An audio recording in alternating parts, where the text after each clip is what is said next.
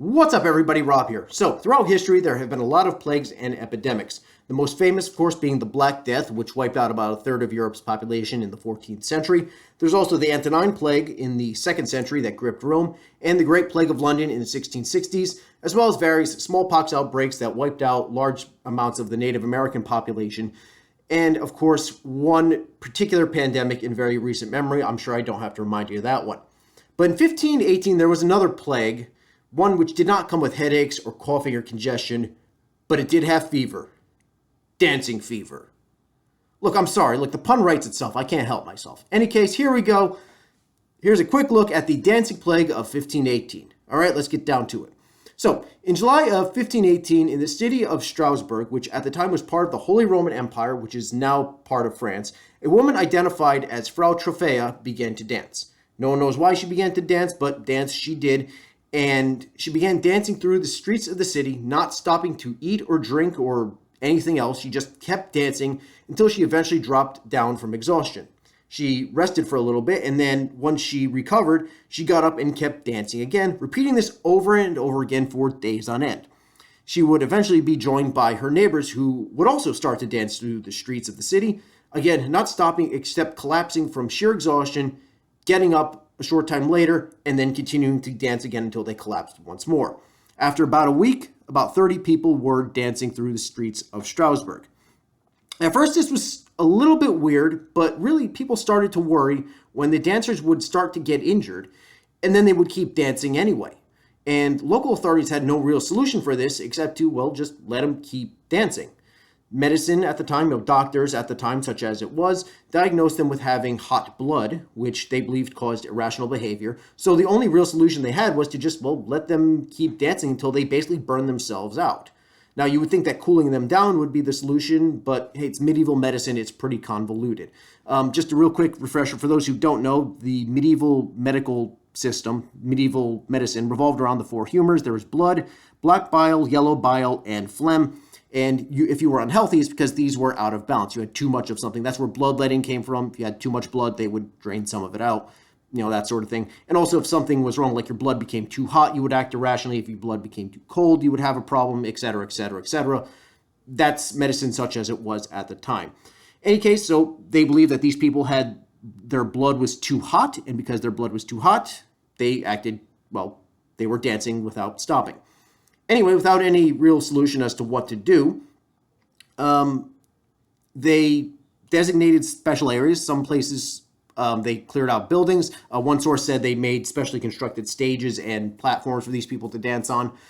Basically, they just, designated areas for these people to be herded out to. And they even hired musicians to play for the dancers. Basically, just like, okay, they want to dance, let them dance, just tire themselves out. And when they tire out from this, the plague burns itself out, they can go back to normal. Personally, I think it was just there to keep them, designated in an area where they're safe and they won't hurt themselves or anyone else. And I just want to make this clear that throughout this entire plague, nobody was actually attacked or anything like they weren't hurting anybody or anything like that. It was just really more to keep them safe than anything else. Now, in order to get them to stop, some of the dancers were given small crosses, and red shoes, which I have no idea what the significance of the red shoes are, but they were given those items. And there were also, some were taken to the shrine of Saint Vitus, who is the patron saint of dancing as well as epilepsy, and also prayers to him also may protect against animal attacks and oversleeping, of all things. So I think some of you guys should maybe send out a prayer to Saint Vitus now and then. Any case, nothing seemed to help because, of course, it didn't, and this continued on with more and more people continuing to dance, with as many as 400 people affected by the mania continually dancing and unable to stop themselves. And then the dancers began to die from exhaustion, the heart attacks, and the general strain of the body, constantly moving for days on end with no rest and no food and water. Then in September, after about 2 months of this plague, which gripped the city of Strasbourg, it stopped. That's it. It just stopped. Mid-September, it just stopped. Nothing more to say, and that's it. The whole thing just ended.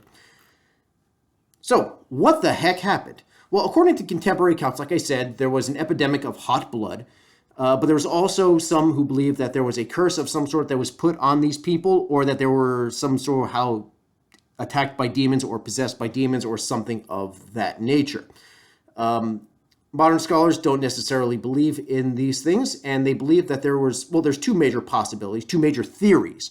The first one was ergot poisoning. Now, ergot is a fungus found on rye, which is a major staple food for people of that region of the world at that time. And the effects of ergot, this fungus, these include, but in no way are limited to, hallucinations, delusions, convulsions, irrational behavior, disordered perceptions, muscle spasms, mania, and even including, but not limited to, death, among other symptoms. It's entirely possible that the dancing outbreak was caused by an ergot poisoning that got into the general, ergot fungus that got into the general food supply, which then spread to people. And, obviously, all these symptoms do match up with what happened. The mania, the disordered perceptions, the hallucinations, delusions, etc. All makes sense. There's also the possibility that there was some sort of mass psychosis. Someone, probably Frau Troffea, who started all this, had a mental break with reality due to stress of some sort. Maybe there was famine or disease or any number of things. It's like, this is not exactly, early 16th century is not exactly an easy time to live. Something happened. She had a mental break and she snapped. And once she broke mentally, others in very similar situations started doing the same thing. Now, humans are herd animals. We are social animals. We are herd animals. And following the leader, following the herd, somebody's doing something, everybody else is going to do it too. It's just some sort of mass psychosis which happened. So that's entirely a possibility as well. So it's either an ergot outbreak or it was just a mass psychotic incident. Also, it's pretty clear historically that this did happen. The Dancing Plague of 1518 did absolutely occur. However, the death toll is up for some debate. Some sources say that as many as 15 people per day were dying, but this would put the death toll in the hundreds. And the sources that make these claims are from much, much later. There are no contemporary sources that record deaths of any kind from this disease or from this plague at the time of the event. So it's possible that there were no deaths, and probably the only injuries and illnesses that occurred from this were the injuries of people, collapsing from exhaustion or, dancing, slamming into something, getting injured and dancing anyway, like, the consequences of that. But nobody actually died from it. There's no church records that state that people died. Nobody's wrote letters about it or diary entries. There's no mass deaths recorded at the time. So it's possible this whole thing caused no deaths whatsoever. It's possible to say, but more than likely, nobody died from it. Also, just as an interesting note, this wasn't the only time this sort of thing happened, with other similar events occurring in other parts of Germany, as well as the Netherlands and France, and some reports state that this also happened in northern Italy as well, and had occurred from the 1300s all the way up to this, some cases, the 1600s. Just never on the same scale, just that dancing arbitrarily through the streets is something that absolutely did happen in Europe many times throughout history.